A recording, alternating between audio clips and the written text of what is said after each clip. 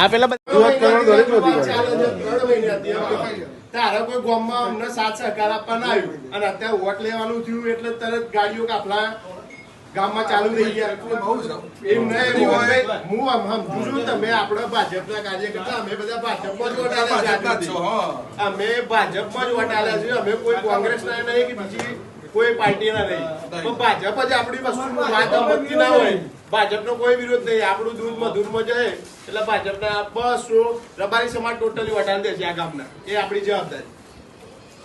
50 છોકરા ઉભા રહ્યા બાપુએ ગાડી કાચ ખોલ્યો ને જતા રહ્યા ઘા કરીને સમજો. એટલે બાપુની આ સભ્યતા નહીં. સમાજ નાનું છોકરું કયો ખેડૂત કયો મોટો કરોડપતિ કયો એમના માટે સરખા છે. સમજ્યા મોહન કાકા વોટ લેવા ચડાઈ દો. ના ના ગાડી ચડાઈ દો. ચડાઈ દો ગાડી ઉપર ચડાઈ દો. બરોબર છે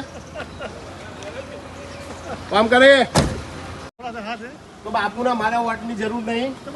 આ 200 ગણનો નેહડો છે. બાપુને અમે કીધું રિક્વેસ્ટ કરવા. બાપુ ઉભા રહે નહીં તો શું કરવાનું? તો બાપુને તમે સમિતિ વાળા તમે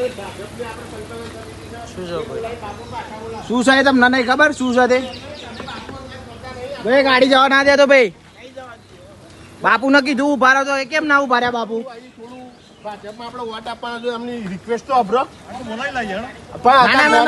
ફોન કરો પાછા હાલ બાપુને. અરે કેમ આવો છો બધા? અરે